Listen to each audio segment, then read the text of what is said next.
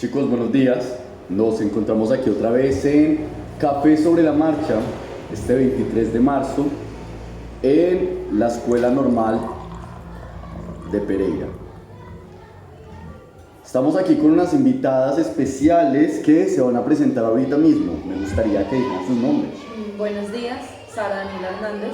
Buenos días, Juliana García. Buenos días, Stephanie Feria, un placer estar con ustedes hoy. Hola, qué alegría es estar acá con ustedes hoy y compartir estos temas de tanto interés para todos. ¿Tu nombre? Perdón, Jimena. Listo. Listo. Estamos aquí también, yo, su servidor, Santiago Giraldo. Vamos a hablar de una temática interesante. O bueno, de pronto me parecería interesante porque refiere al estudio, a la investigación de todos los campos académicos que existen, que sería la epistemología. Dice que es la ciencia que estudia el conocimiento científico, se interesa en entender cómo se produce y valida el conocimiento de las ciencias. Conocimiento científico con el fin de mejorar nuestra comprensión de la naturaleza y de transformar aspectos de la realidad. La epistemología surge de la raíz griega episteme, que significa conocimiento, saber, ciencia, y de la misma raíz, de otra raíz griega, logía, logos, que refiere al estudio de. Listo. Ya de aquí en adelante creo que la idea es conversar a partir de qué es la epistemología o en qué situaciones se usa la epistemología.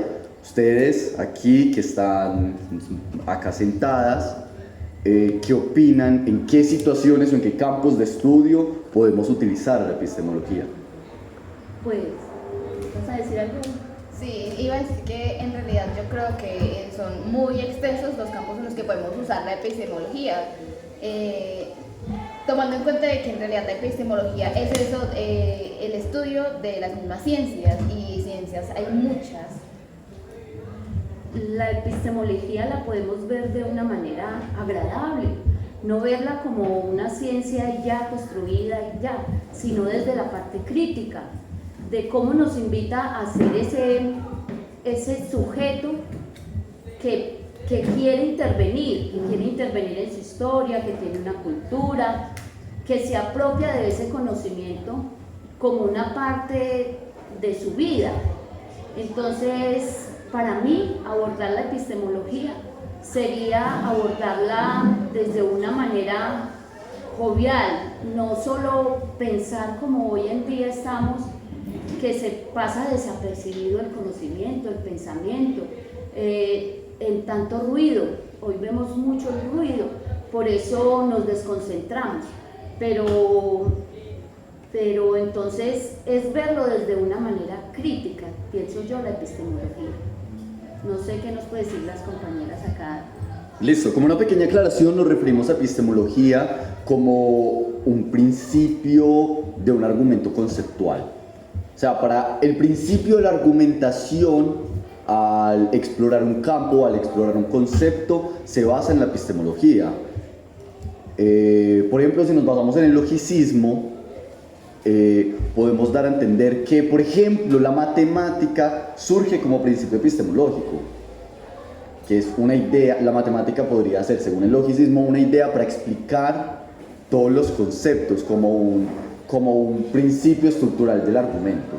Ya que estamos hablando de materias, de asignaturas y todo eso, también tenemos que tener en cuenta la psicología, porque pues la epistemología es un auxiliar para la psicología. ¿Qué preguntas podrías hacerte tú como psicóloga que refieran a la epistemología? O sea, en el campo tan amplio que es la psicología y el estudio de la psique, que es psicología, ¿qué preguntas podrías hacerte tú, epistemológicas, claro? Como dijo un filósofo, la verdad no me acuerdo el nombre, que él piensa y luego existe, entonces uno se debe preguntar, sí, Descartes exactamente, se debe preguntar, como al ser una rama de la filosofía, vamos a estar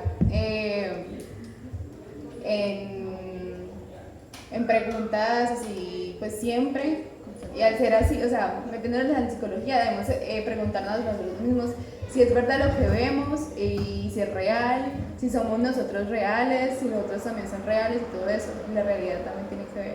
Nuestros sentidos nos pueden engañar, dice René Descartes, cuando habla del método, el discurso del método. Sí, es bastante interesante. ¿Tú qué opinas acerca de las preguntas en la epistemología?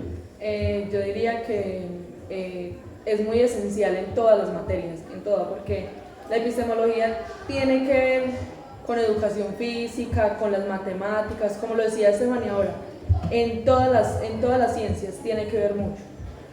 Yo diría, pues ahora que estamos hablando de las materias, pues de las ciencias, como tal la psicología, hablar la que nos compete a nosotros, que es la pedagogía. Cómo Piaget aborda la epistemología desde la parte del ir haciendo, ir construyendo sujeto, pero desde su contexto, desde su parte vivencial. Entonces él no la aborda desde una parte como objetiva solamente, sino que él ve como el proceso que se tiene para hacer ese conocimiento científico. Entonces, para mí, también sería abordarla desde la parte que nos compete, que es la pedagogía. Claro, incluso, pues, leí en un artículo que la epistemología ayuda al docente para saber cómo dar ese conocimiento, el saber al alumno. Eso es muy cierto lo que estaba diciendo. Stephanie, te quiero hacer una pregunta, y es que ¿cuál es la parte más complicada en la resolución de un problema? La parte más complicada, yo creo que justamente es esa parte de saber hacer una pregunta. ¿Qué tan buena? O sea, si usted no hace una buena pregunta, pues es lógico que no va a poder encontrar una buena solución a un problema. Claro, porque la ciencia como tal la hace el problema. O sea, ¿por qué se da la ciencia? Por el problema. Pero ¿qué es lo que nos debe como sacar de adentro y hacer una revolución? Son las preguntas. Lo que dice Estefa es muy importante pues para mí, porque son esas preguntas que nos hacemos día a día, y que más que preguntas, tener también esas respuestas no idealizadas, sino al contexto, a lo que estamos viviendo. Conversábamos ahorita, antes de reunirnos acá, conversábamos sobre Nietzsche y sobre otros pensadores existencialistas, algo muy apropiado con el tema. De hecho, ahorita que tú tocaste, Juliana, tocaste lo que es Descartes. Descartes, o bueno, la base de este pensamiento cartesiano es qué pasaría si nuestros sentidos nos estuviesen engañando. ¿Qué pasaría si lo que sabemos en realidad no lo supiésemos como creemos? ¿Y cómo lo sabríamos? Entonces Descartes se plantea el constantemente dudar y el hacerse esas preguntas. El constantemente dudar lo lleva a decir, es que si yo estoy dudando, por lo menos sé una cosa y estoy seguro de algo, y es que pienso, y si estoy pensando, también estoy seguro de una sola cosa, y es que estoy existiendo en algún u otro plano. Estas preguntas existencialistas son las que me parecen más importantes, que en base a nuestra existencia se podría preguntar de manera epistemológica, claro. Sí, Santi, ahora que tocas eso también, detrás de cámaras, pues ahorita estuvimos conversando sobre algo muy importante que me parece traer acá. Es como la epistemología nos podemos plantear una reflexión al compromiso. Cómo hoy se está tomando el pensamiento como algo como sin importancia, como que el conocimiento es un ahí, hagámoslo a las carreras. Entonces, ¿cómo hoy como maestros nos podemos preguntar qué tan reflexivo puedo ser a partir de lo que hay, de lo que hay de ese ir y de ese venir, de ese no compromiso a las responsabilidades, al interés que le mostramos a todos? Entonces me parece muy bueno tratar acá también a nivel epistemológico. ¿Qué tan importante es el compromiso en la materia como tal, podemos decir epistemología, vista desde la parte pedagógica? Nos gustaría mucho escuchar a Sara sobre su opinión acerca de, acerca de estas preguntas. En la índole social, o sea, en el entorno en el que vivimos, en el entorno en el que nos movemos, ¿qué preguntas surgen de manera epistemológica? ¿Qué preguntas nos llevan a cuestionarnos sobre nuestro desempeño en la sociedad, como estaba hablando Jimena? Pues yo diría que, como lo decía Jimena ahora, nosotros llegamos ahora como en unas cuestiones, por ejemplo, ella ponía un ejemplo, que había la redundancia, de que no era, pues, nosotros debíamos de traer hijos al mundo, pero que nosotros no podíamos tener mascotas. Entonces, no estaría de acuerdo con la opinión de ella, si es lo que me quiere decir. ¿Tú qué Yo piensas? creo, más que toda la pregunta que hizo Santi ahorita, creo que para complementarle un poquito más a Jimena, la pregunta que ella hizo, creo que también sería una buena pregunta el por qué hoy en día necesitamos o pensamos menos que antes, o así fue lo que le entendí, ¿cierto? Porque esta necesidad de nosotros dejar los conocimientos, los pensamientos de lado, y por qué otras cosas lo hacemos.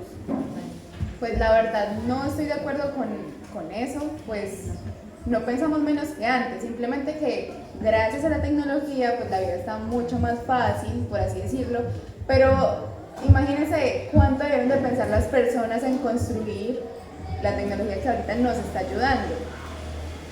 Pero mira qué importante estos debates, porque hoy vemos mucha variedad de qué, de edades, de géneros, hoy vemos mucha cosa.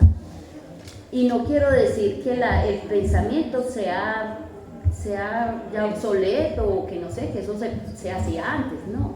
Antes, ahora se piensa pues de una manera más viendo el contexto. No, a lo que me quiero referir es que el pensamiento de hoy en día ha sido tomado de una manera más folclórica, podría decir. Claro que no es la palabra, debería ser más en serio.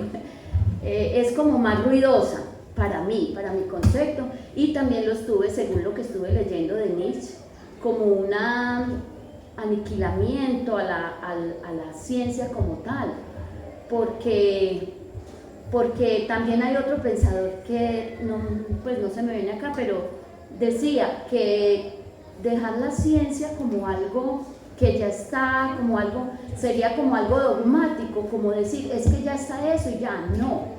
Lo que yo me refiero es que la juventud tiene mucho talento, tiene muchas ideas y todo, pero que si ese talento y todo eso también le combináramos la parte disciplinar, la parte de compromiso, eso nos haría unos seres más capacitados para una sociedad más importantes, aunque no quiero decir que no seamos importantes, somos muy importantes, pero lo que pasa es que la reflexión que quiero traer acá en la parte epistemológica que se puede pues abordar, porque como dice Santiago, la epistemología es muy amplia y es el plantearnos cosas.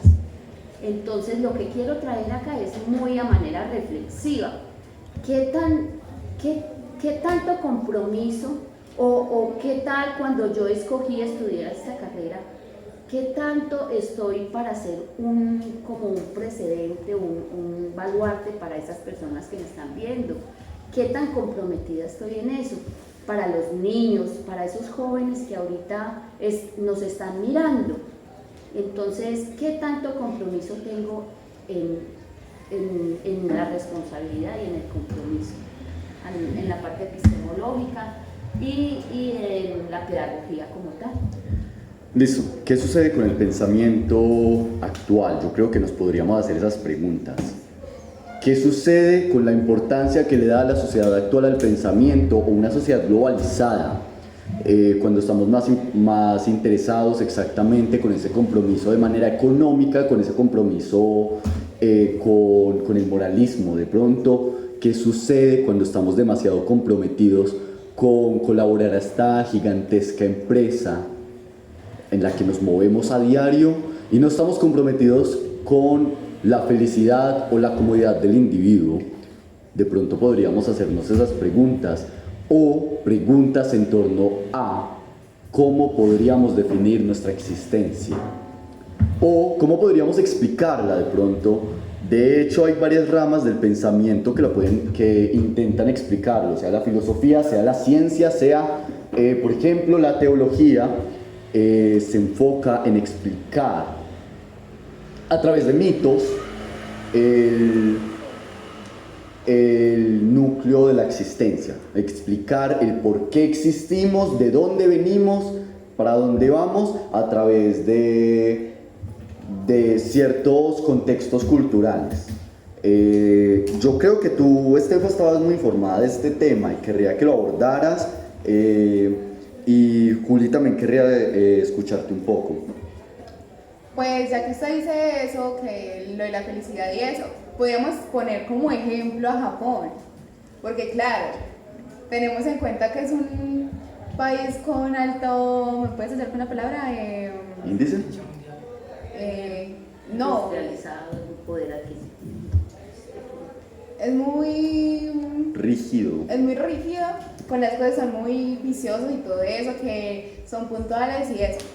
Pero también hay que tener en cuenta que es uno de los países con mayor índice y la tasa pues elevada en los suicidios y en homicidios y todo eso. Hay mayor muerte que acá. Son unas personas demasiado tristes y todo. A cambio de Colombia, claro, somos más desordenados y todo eso, pero Colombia está elevado en la inteligencia emocional y todo. A cambio, cosa que Japón no tiene. Sí, mira, que claro, Japón es uno de los países, o es el país con la tasa más alta de suicidios, con la tasa más alta de castidad en hombres mayores a los 30 años, y no por elección, sino porque Japón tiene una muy poca inteligencia en el ámbito social. Y no es una crítica hacia el país, pero podríamos darnos cuenta de que de pronto priorizamos como sociedad una idea antes de la otra. Estefa. Yo me quiero ir más por lo que se hablaba ahorita de la teología, y es decir, una característica sobre la epistemología, y es que se divide en el saber empírico y entre el saber racional. Entonces nosotros llegamos con nuestro saber empírico y decimos es que Dios existe porque así nos lo han dicho desde chiquitos. Pero entonces la epistemología lo que hace es que después de un tiempo el saber empírico se vuelve algo ingenuo, o eso es lo que quiere mostrar. Sara, danos una conclusión. Tenemos 3 minutos para acabar el fragmento. Vamos a darle un cierre un poquito al tema, ¿no? Yo diría que en la educación lleva el aprendizaje, el conocimiento englobado en situaciones históricas, psicológicas y sociológicas. ¿El qué? Del logro del conocimiento. Está bien. Listo, yo creo que ya tenemos una definición lo suficientemente abarcada y vemos que existen muchos temas, porque sí, en efecto, esta rama del conocimiento se basa en la generación de preguntas, el generar preguntas en base a las necesidades del saber. Así que les agradezco mucho por darnos la atención, les agradezco mucho a ustedes 4 por el espacio. Yo creo que fueron aportes muy significativos y esperamos verles